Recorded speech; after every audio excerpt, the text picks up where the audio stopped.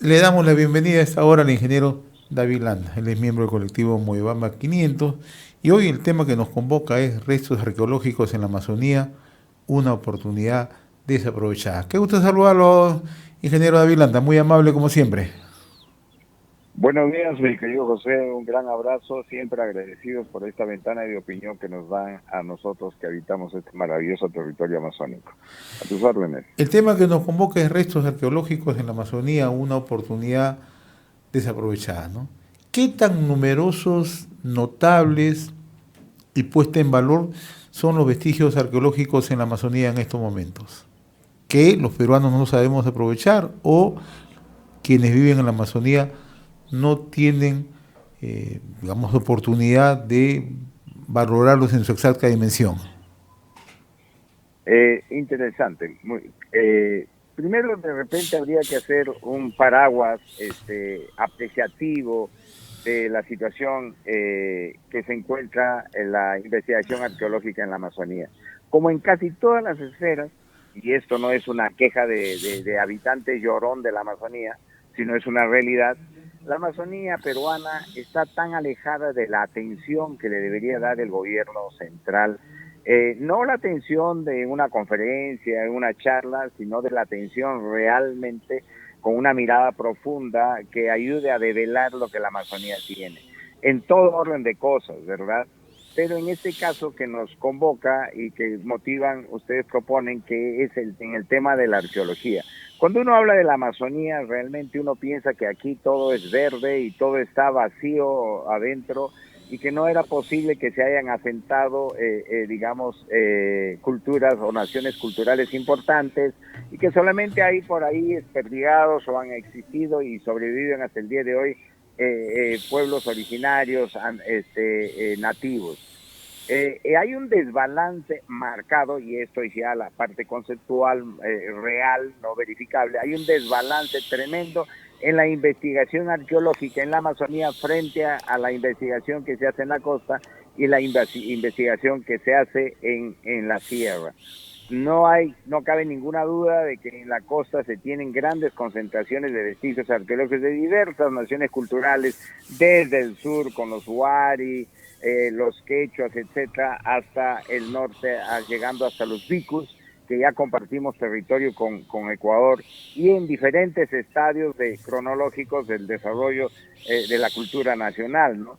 Entonces, la Amazonía no tiene una mirada realmente importante, salvo una que otra incursión pionera para mirar, verificar, fotografiar uno que otro resto que pudo de alguna manera, incluso casual, ser develado, ¿no? Ejemplos tenemos, ¿no? Como en la Laguna de los Cóndores, ahí los sarcófagos de la Laguna de los Cóndores, el tremendo cementerio de dignatario que fue eso, que de modo casual el señor Julio Guilén lo encontró y no lo quería develar por el temor de que entre el Instituto Nacional de Cultura. Lo otro es el Gran Pajatén, que lo tenemos ahí, y eso va a ser materia de repente de un acápite especial el día de hoy. La Gran Zapozoa también contactado de modo casual. Entonces, no hay una atención, equiparable, coherente de investigación arqueológica con relación a las aplicaciones que se hacen en la costa y en la sierra. Y eso hace que, si bien es cierto en la costa no hay vegetación, hay los arenales y los restos se pueden quedar ahí conservados años, siglos, y después puede venir una misión de investigación ecológica y develarlo. En la Amazonía es absolutamente diferente. Aquí la naturaleza, la vegetación continua, constante, inexorablemente va destrozando todo, desapareciendo todo vestigio, todo rasgo de los pueblos, de las civilizaciones que aquí se asentaron. Entonces, sobre ese paraguas tendríamos que comenzar el enfoque, ¿no? Mi querido José. David, si tuviéramos que hacer un inventario de lo que se presenta en la Amazonía, los restos arqueológicos, ¿Qué es lo que más destaca, por ejemplo, en San Martín? ¿Qué es lo que más destaca en Amazonas? ¿Qué es lo que más puede destacar en Loreto, en Ucayali, ¿no? Porque como yo mencionaba al inicio del programa, tenemos todas estas riquezas, ¿no? Pero lo que no ponemos en valor, ¿no?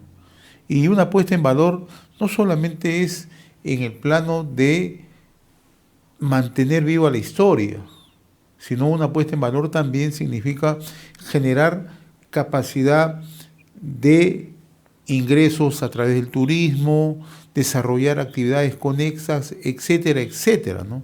Entonces, ¿conocemos realmente todas las riquezas que tenemos o si las conocemos no hemos actuado sobre ello?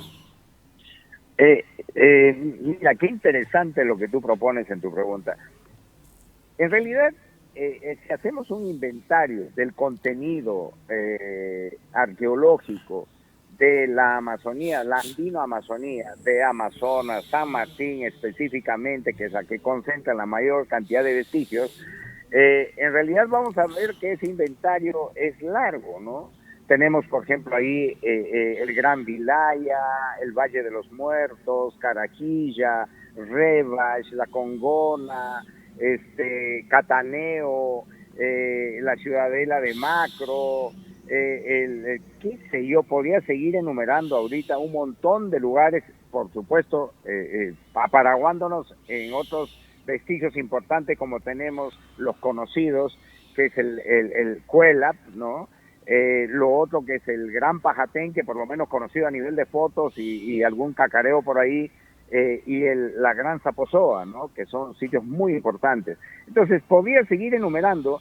Es en realidad cuantioso el inventario conocido hasta el momento, conocido, que de modo casual o lo que fuese, ha sido develado por lo menos para la información y la difusión, pero, ¿qué pasa? A pesar de que es tan importante trabajar investigación sobre aquello, no se le está dando la atención, nuevamente, ¿no?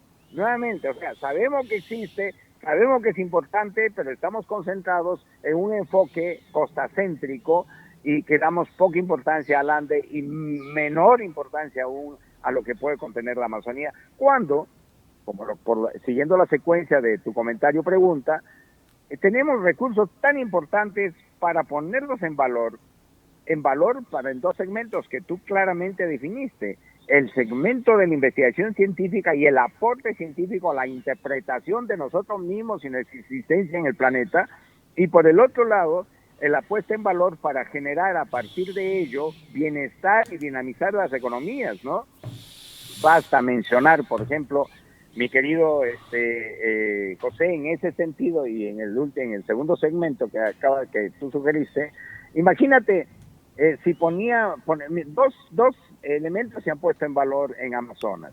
Cuelap, digo icónicamente, ¿no? Cuelap, con el teleférico, y el Museo de Leinebamba, que concentra las más de 200 momias y N objetos rescatados de la Laguna de las Momias, Laguna de los Cóndores, perdón, comúnmente llamado las momias. Entonces, esos dos elementos mueven el turismo en Amazonas y generan mucha dinámica económica y inciden en la reducción de las brechas de inequidades y la reducción básicamente de la pobreza, ¿no? Eso no cabe en ninguna duda. Entonces, si esos solamente dos elementos, ¿no? Son capaces de dinamizar a ese nivel la economía, ¿por qué no trabajamos para poner en valor el Gran Pajatén, la Gran Zaposoa, el Gran Vilaya, y etcétera de otros lugares, Congón, el Valle de los Muertos, y que son tumbas, cementerios precolombinos, y esto generaría, sobre todo el Gran Pajatén, digamos, enfoque y una atención para el turismo arqueológico, turismo científico, turismo de aventura, sobre todo porque está conectado a un espacio natural maravilloso que es el Valle de Avisero. Y por el otro lado, a la investigación científica, ¿no?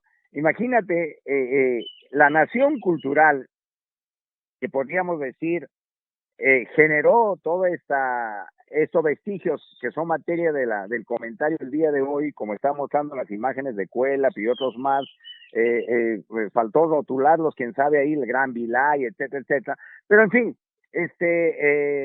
esos vestigios están umbilicados sobre o vertebrados en base a una nación cultural que floreció en el eje de Lutubamba, que es la cultura mal llamada Chachapoyas, y es la cultura Chillao, la nación cultural Chillao. ¿Por qué nación cultural Chillao? Porque el pueblo Chillao todavía existe y fueron los que construyeron Cuélap, no Chachapoyas, que no existía ese término en ese tiempo, ni existía ese pueblo, ni sabemos cómo se llamaba, que es una malformación de la pronunciación del sobrenombre que le pusieron los cusqueños a los que habitaban estas zonas de bosques de nubes, que le llamaron Saccha, bosque, puyo, nube, los Sacchapuyos. Y de ahí derivó una mala pronunciación europea a los Chachapoyas, Chachapoyas, y se quedó con eso. Entonces no podemos seguir llamándonos con esa chapa. Entonces, los Chillao son los que desarrollan todos estos vestigios, como lo que está mostrando ahí Cuélap. Ellos exactamente, los Chillao construyen Cuélap y ellos existen hasta el día de hoy. Entonces, había que investigar científicamente de dónde provenía esta gente. Pero no por los indicios y por lo que a alguien se le ocurra, como yo, ¿no? Yo me tocó dirigir el Museo del Perú en un tiempo de mi juventud y por eso adquirí algunos conocimientos de arqueología de una manera autodidacta, sino que lo digan científicamente y lo prueben, que teníamos de repente una umbilicación con las culturas costeñas, ¿no? Puede ser Lechimú y todo, porque cuando tú visitas el Museo de Leimebamba, vas a encontrar que parece que es un museo de todos los horizontes de desarrollo cultural peruano, ¿no? Tienes desde los huari hasta los incas presentes ahí en ese museo, ¿no? Entonces, ahí hay un tema que hay que dar atención y que nos puede traer muchos beneficios, tanto para la ciencia como para la economía de las poblaciones, ¿no? En el caso que tú has mencionado en lo último, ¿no? El valor de la fortaleza de Cuélap y cómo dinamizó o dinamiza la economía en Amazonas, ¿no? De la misma manera, en otros puntos de la Amazonía también puede adquirirse esa misma dinámica, ¿no? Y, Definitivamente, sí. y quizás lo más importante es que esto ayuda a las poblaciones conexas para fortalecerlas y la reducción de pobreza, ¿no? O sea, si se sabe aprovechar toda esa dinámica, ese circuito productivo, ese circuito histórico, estamos frente a un reto no tan complicado, sino falta decisión de las autoridades. Mira, José, qué interesante es conversar con una persona que enfoca el tema y pone el dedo ahí en la médula, en la llaga, como se dice, ¿no? Y tu comentario lo acaba de señalar. Los recursos los tenemos. Nosotros sabemos cómo ponerlos en valor, o por lo menos buscar el camino para poner lo que llama la hoja de ruta ahora, ¿no? Que está tan llamado para que se entienda mejor. Los conocemos y sabemos que eso nos van a traer beneficio, pero ¿qué resulta? Las competencias para intervenir estos recursos no los detentamos en los gobiernos regionales. Tenemos que pedirle permiso al gobierno nacional, sobre todo en cultura, ¿no? Y también en el tema de medio ambiente, porque están dentro de zonas boscosas, muchas de ellas en áreas de conservación, específicamente el Gran Pajatén, que es patrimonio de la humanidad, y también está dentro de un patrimonio de la humanidad natural, que es el Parque Nacional Aviceo, no Río Aviceo. Entonces, ahí hay que pedirle permiso al Ministerio de Cultura y hay que pedirle permiso al Ministerio de Ambiente, y esas competencias las tienen en Lima. La pregunta del millón, que tú más o menos insinúas, mi querido José, es ¿cuándo nos van a dar atención? Si están preocupados por darle atención a los problemas de la crisis nacional y todo, y nosotros estaremos en su agenda, no sé en qué escalón, ¿no? En el último. Entonces, es necesario, y gracias a la ventana que nos da RCR, que definamos qué competencias específicas en estas materias tienen que ser trasladadas a los gobiernos regionales para que nosotros podamos gestionar nuestro propio desarrollo, que sabemos cómo hacerlo, y poner en valor y hacer lo que tú acabas de mencionar, reducir la pobreza, traer bienestar a nuestra población y no sigamos en estas postergaciones que nos causan unas crisis nacionales como la que estamos viendo. Eso yo creo que es lo medular y nosotros sabemos cómo hacerlo, ¿no? Mi estimado David, como siempre muy reconocido por esta comunicación a través de las reflexiones amazónicas y seguiremos abordando estos temas de interés en nuestra Amazonía. No sé si tengas algo que agregar, David, por favor. Eso es un riesgo, mi querido José, porque con la inducción que haces tú nos quedamos hasta la noche. Hay muchos temas que tratar. Muchas gracias, José, por esa ventana de opinión siempre a una voz de la Amazonía. Muchas gracias. Por el contrario, los agradecidos somos ARP. nosotros. Conversábamos con David Landa, ¿no? Ingeniero, ecologista, él habitualmente nos acompaña en las reflexiones amazónicas desde Moyobamba, en la región San Martín. Reflexiones amazónicas con David Landa.